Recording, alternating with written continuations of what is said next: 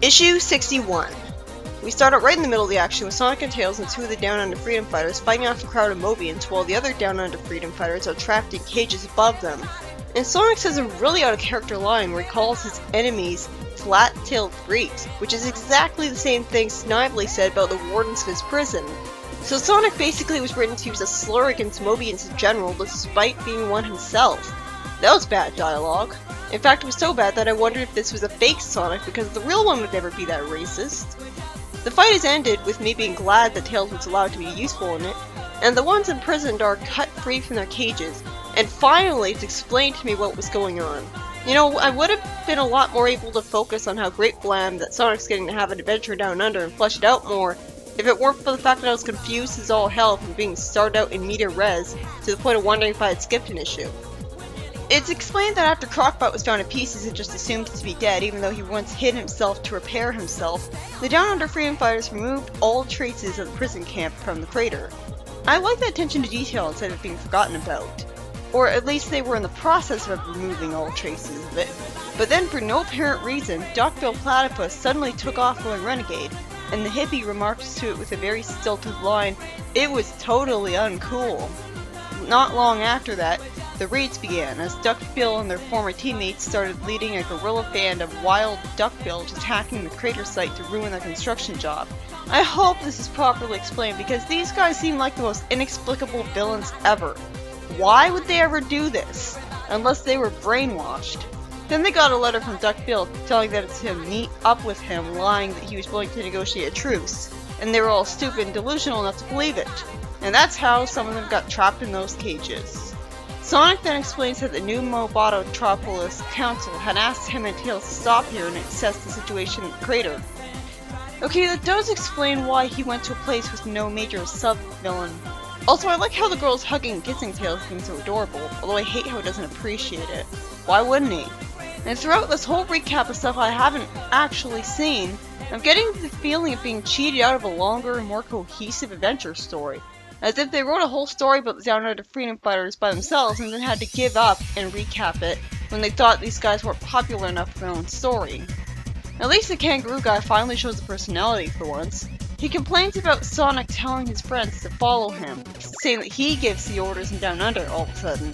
I never imagined him being the leader, I thought it was the girl, and he insists that they follow him instead, so he's a control freak.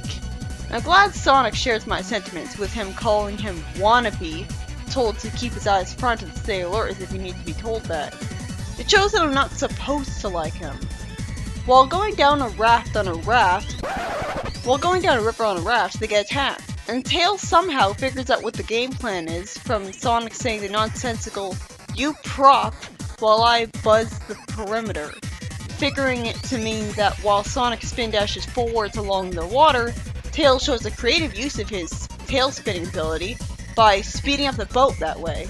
And not only is Sonic spin dashing along the water, but he also has a magical bullshit power that came completely out of nowhere, where now he can form a protective shield by bending the water around him telekinetically to protect the boat. This would be fine if he had a Chaos Emerald, but he doesn't. They reach Duckbill's hideout where he's whispering to himself about a hostage site and Croc Patrol, making me want to know more, and despite that the girl shows compassion by saying, "Oh dear, he looked awful," and the hippie says, "Oh man, Bill's totally exhausted," after he asks to catch him from his passing out. I don't think this will ever be explained. The girl, who still hasn't reminded me of her name yet after eons, says that she can hear mechanical sounds underneath the floor. Gee, I wonder if Crocbot is still alive. Sonic sees the outline of a trapdoor and finds Crocbot under it, who then hits us with another one of his famous walls of text, where he explains that at the prison camp, he implanted a post-hypnotic mind-control diode behind Duckbill's ear. I guess post means it's a very delayed reaction, but what was the point? When he found Crocbot's remains, the sight of it initiated the programming chip in his head, brainwashing him. His first task was to connect Crocbot to a power source so that he could instruct him, and then Crocbot ordered him to raise an army of people who aren't being explained to be brainwashed, so why the hell were they being such evil dicks? Seriously though, I'm guessing they're heavily constrained by comic space limits and that's why they have this wall of text instead of showing you stuff. but seeing images of flashbacks would still be much more pretty to look at than more than half the panel being text. I'm at least glad we get to have Crocbot be a villain again instead of his concept being wasted as he gets defeated for good off screen. Then Crocbot, still wasting time telling the heroes about his plan because I guess he's arrogant and wants to brag about it, says that the army of duckbills seized combat parts from the site, and he reassembled one had it rebuilt him. Crocbot is about to talk about what happened to him when the bunyip, whatever that is, arrived, but Sonic unfortunately cuts him off before I can hear about that. So for once I'm in total agreement with Wallaby the control freak for yelling at him for his arbitrary decision to unplug Crocbot. The girl takes Sonic's side, saying that they defer to the king, because apparently, Down Under is ruled by King Acorn. Does this mean Moby in Australia is ruled by America? What country does the Acorn Kingdom represent? She then says to take Crocbot away, and destroy him hopefully. And I take back what I said about Crocbot returning being satisfying, because it, well, kinda was. We once again get cheated out of seeing Sonic or even the Down Under Freedom Fighters finish him off, as they all get their victory stolen from them out of nowhere by Deus Ex Machina. Off screen! Well, whatever. Hopefully they'll destroy every single bit of Crocbot's remains just in case this time. The girl explains that, as I suspected, the bunyip is a mythological monster of Aborigine culture in Australia. For some bizarre reason, one of her friends insists that it must have been just Crocbot's damaged mind malfunctioning and hallucinating this thing. Dude, you live on a magical planet full of Chaos Emeralds. You have no reason to be skeptical. Also, I'm not sure which one of them was talking because the text bubble's connected to the tail of the green, ugly-looking beaver guy. At least I think he's a beaver. But Wally's right behind him, and that text bubble should have been connected to the green guy's stomach or something instead if he was the one talking. There's no reason for that. Then, oh, Sonic and Tails imply that the girl was actually hitting on Tails instead of just thinking he was a cute little kid. I kinda had that worry in my mind when she was literally hugging and kissing him. That's a little much compared to just a kiss on the forehead for a cute little kid. I don't know how much older she is than him, but I'm assuming she's a teenager, and a completely different, more mature state of life than Tails. So that's kinda creepy. And yet Tails is all excited to meet her, and so we're supposed to totally support this. He says he really hopes that she does dig him because he'd like to see her again. First, I thought he hated being kissed by her. And second, that doesn't have to be the case for you to see her again. A follow-up to the story by Carl Bollers has Sonic flying the biplane with Tails towards a dark cloud shaped like Ix's nuggets, complaining about the rough seawater. Sonic? But it's supposed to be Tails who flies the plane. Anyway, Sonic explains that the reason they were able to track Ix's nuggets instead of wandering around aimlessly in the first place was that a gadget by Uncle Chuck hooked up to the control panels tracking his trail.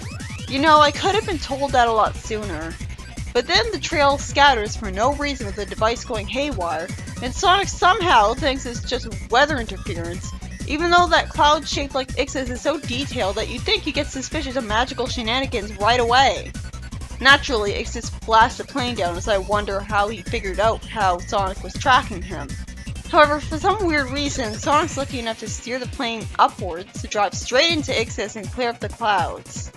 The next story immediately starts with an explosion, with Jeffrey and a prison warden jumping away from it, and the warden says that deactivating Robotnik's leftover desktop is one thing, being able to carry out actual field assignments is another, and says that he's getting too old for this. I wish he hadn't said the middle part because that just confused me about what he actually was doing then. It's revealed that Jeffrey got his job through nepotism, as it used to be his father who was in charge of the Secret Service. That explains why he got it when he's like a teenager. Then we see King Acorn telling Jeffrey that there are new threats arising with Eggman's disappearance, and he has to recruit some very special agents after Lieutenant Fleming's retirement.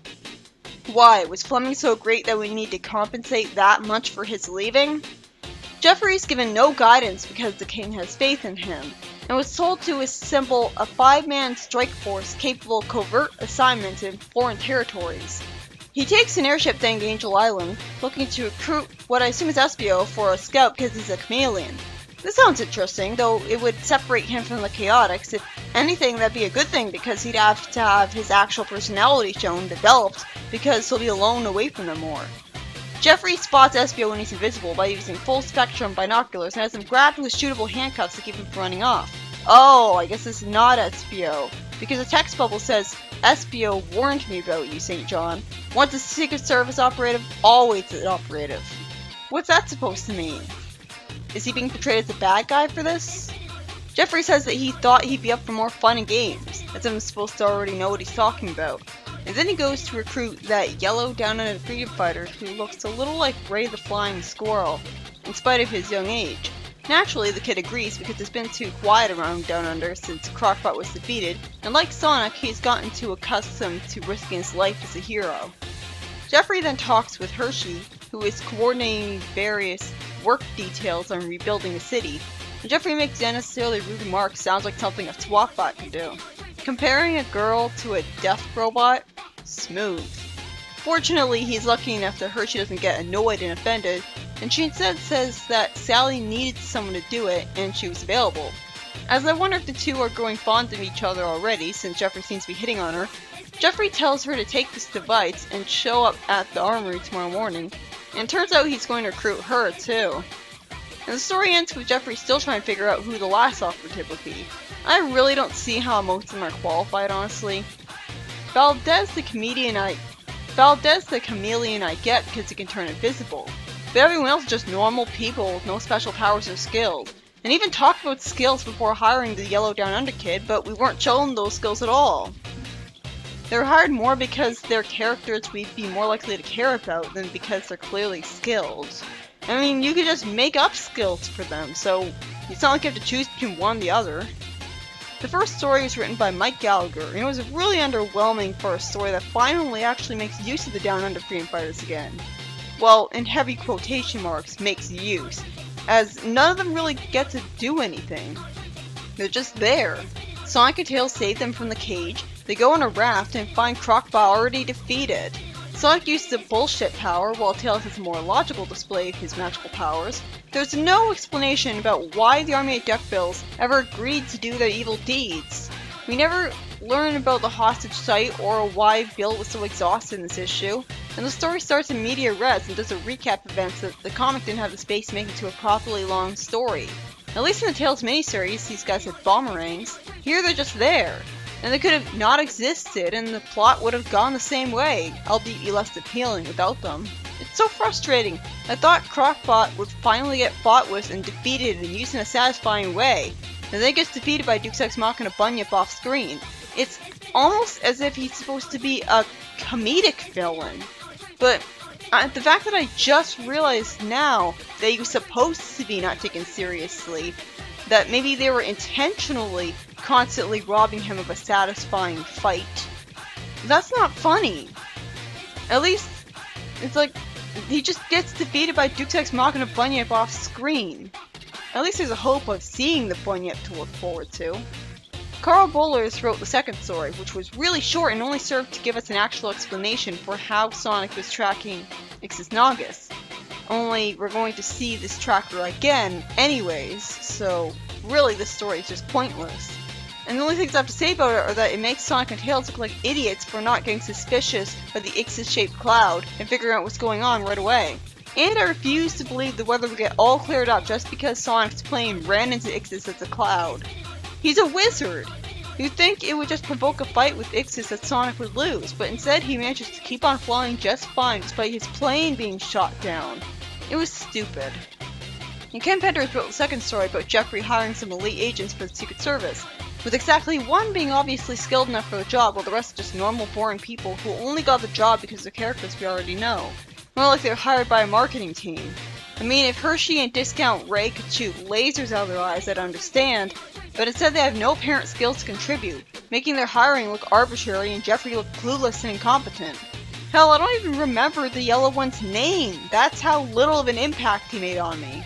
At least this story seems to be leading into a more interesting one where we finally get all these characters doing important things and having screen time. I'm looking forward to that. Same goes for the previous story. Its only redeeming factor is that it seems to be leading up to a story that could be better.